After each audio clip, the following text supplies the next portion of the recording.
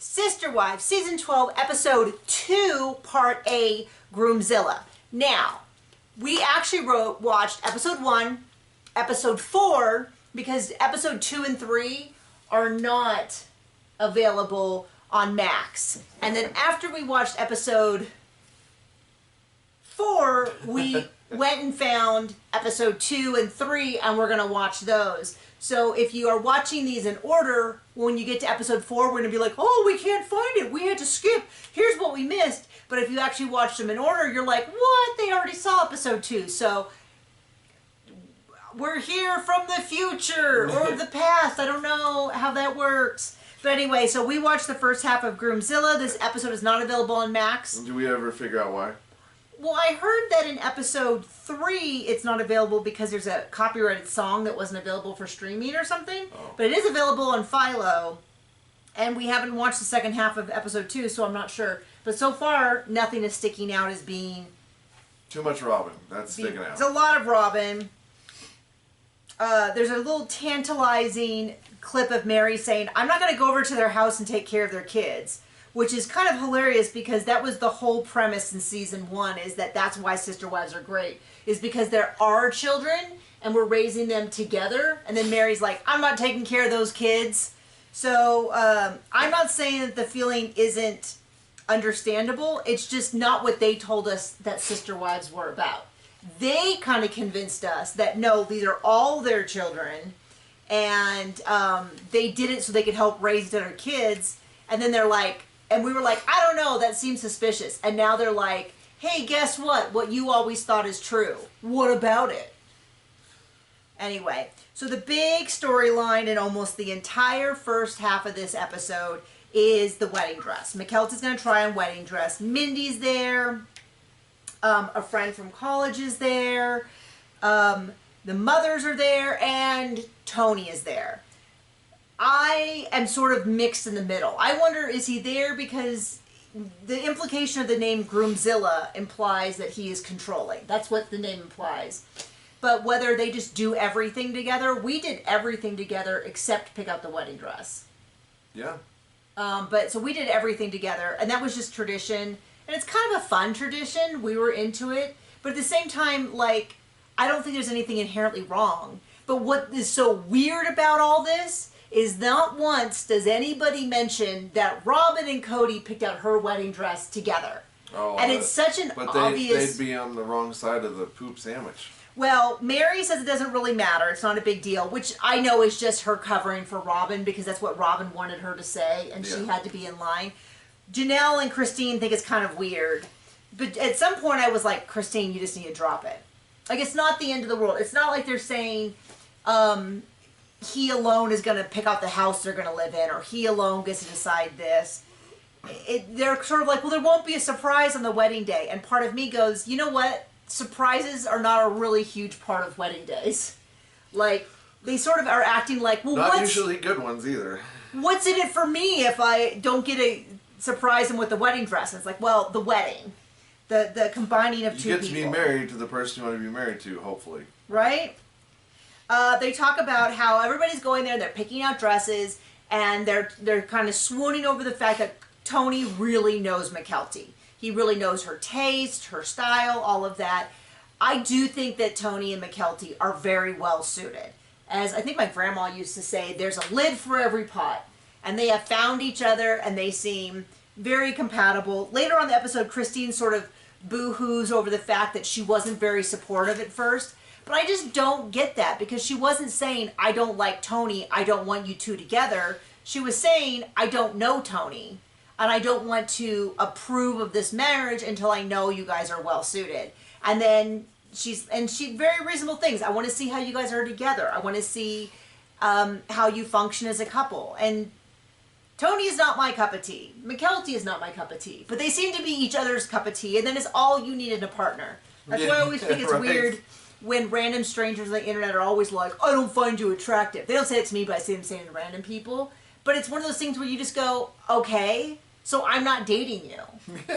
I want my partner to find me attractive because what attractive implies is something that only the two of us have. But if these basement trolls don't give their opinion, then nobody would hear them. Yeah, so it's just one of those things where it goes, you know, I mean, I'd like people to think I'm friendly, kind, interesting, entertaining, but I don't necessarily need attractive, sexually attractive, to use a big word. I need this guy, and that's about it. So Tony's picking out dresses. He's being very opinionated. At some point, he's talking about, I don't know, the implication was that Robin wants and I'm sorry, this is actually what the episode said, wants everyone's boobs up and out. And, sorry. Yep. Bless you. I'm having an allergic reaction to saying that about Robin. And so there's a big talk of Tony talking about push-up bras. And then them being very scandalized, but then she's like, you gotta flaunt what you have, and it was all very odd because I was like, I don't know, it seems weird to, on one hand, be like, we talk about modest is hottest, and then Robin's like, yeah, I want the boobs out. It's like, oh, okay then. Well, yeah, and then she talks about that in an interview, and then it's like, well, we saw the honeymoon episode, so... Yeah, they're talking about how we cover up to our wrists and up to our necks. Now, that's fine if that's your deal, but in her honeymoon episode... But if you say that, and then our... Her honeymoon episode, she's walking around in a swimsuit. I don't think a swimsuit is inappropriate, but this is the same woman who was talking about McKelty constantly like, you gotta pull up your shirt, you gotta do this, you get in trouble for not being modest enough, and then she went on TV like that. I'm not saying there's anything immodest about it, but I feel like their definition of what's modest seems very inconsistent. She doesn't tell her own line. So, also, Robin made the comment, Tony brings out the naughty side of me, which is the wildest wording. Really gross to hear. Really gross. I do not like believe she meant that in a sexual manner, but I was like, phrasing, Robin, phrasing. Yeah, it's like pencil wedding gross. So, they're talking a little bit more about the life-size pinatas they want. And then basically McKelty pulls a prank on them, which is every time she comes out, she feels like everyone's giving their opinion before she can look at it. Which is why they got invited there. Well, and then also my thought was more of like, she articulates to the camera, I'm not able, they're sort of souring me on dresses before I have a chance to look. Instead of saying, hey, I need you guys to just give me a few seconds, I want your opinion, but let me first get my opinion, and then I want to hear your opinion. Instead, she pulls this sort of prank on them, which is that she comes out and she pretends like she really likes it after they're like, I hate it. And then she sort of boo-hoos, and then they shut up. So, I don't know. I mean, I would, as a mature adult, say that communicating clearly your expectations is a good thing to do. On the other hand, it did work. So, then she came out. Sometimes the apple don't fall far from the tree. Then she came out with a dress, and she was sad, big smiles, and they were like, what? And she's like, I hate it. And then Mary's like, well, you're being really confusing, because if you come out sad, you're saying you love it, and if you're not, and it just feels like, I don't know. And then Robin and, I almost said Cody. Robin and Tony get into a fight because Robin really seems to want McKelty to have her hair up. I can't tell if it's that or if Robin knows that McKelty really likes to have her hair up. And she's trying to explain... Robin always gets her way. ...to Tony that her hair up is very vintage Mexican. And then he claims there's no such thing as vintage Mexican. So I looked up. Anything over 100 years is considered antique. And vintage is kind of more of a colloquial term that usually kind of means 20 to 99 years old. Like, it's older. So technically the 2000, like the Spice Girls, could be considered vintage. Vintage. Which just... I just need to crawl into a tar pit after that. But anyway, I think she's right. I mean, I think there is a look, but he doesn't want that. He likes her hair down. I mean, it does sound a little controlling if it's what she wants, but at the same time, though, his argument is very sweet because he's like, I think she looks amazing with her hair down. And they're like, well, it's going to get sweaty and limp. And he's like, if it's sweaty and limp, she's even more beautiful. And I'm like, okay. I love to disagree with Robin. I would say that, I mean, there is a lot of benefits to having your hair up on your wedding day. One is it's a long day, and once it's sort of pinned up and it's dealt with. But so I kind of agree with having it up, and she likes to have it up. It's a style that she does from time to time that makes her feel beautiful. I also kind of feel like when your partner is telling you to do something that physically makes it difficult, like if you were to say, I need you to wear high heels, and I'm like, I have really bad feet and I struggle to not wear my insoles. Like, I would feel like that's an unfair ask of me. But we didn't actually hear what McKelty feels about it. We just heard Tony and Robin arguing about it, which makes me feel a little bit of like, huh. So anyway, she comes out in a dress. It was a lovely dress on her. She said it was the one. I never would have guessed. But anyway, she says she loves it. He says that he loves it. They go and hug, and it is very sweet. He's like, I just want to marry you now, and all that. And Christine's crying, and then, of course, they're annoyed because they're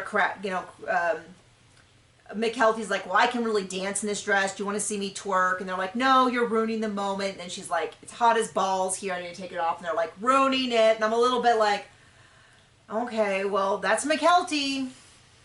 Yep. So there you go. Then we have the world's longest commercial break on Philo. Well, actually, the first one was not so bad. The second one was unbelievably long, about Christine crying, Christine singing. It's a song her grandfather would sing to her grandmother. It's that, let me call you sweetheart.